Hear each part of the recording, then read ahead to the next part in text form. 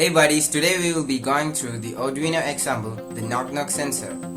So let's see the documentation. File, examples, sensors, and the knock, blah blah blah blah blah blah.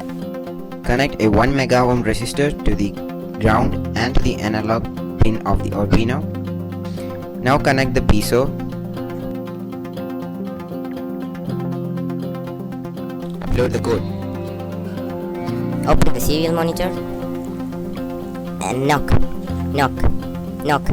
Ha ha ha.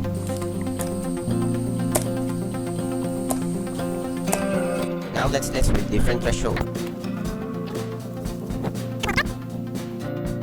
Now the threshold value is 300 and you can see that I need to press more strongly to get the output.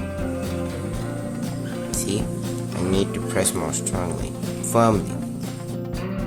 Say 50. 50. Okay, let's just go and touch it, and you can see we don't have to press it. It's just touch it very lightly and you can see the output.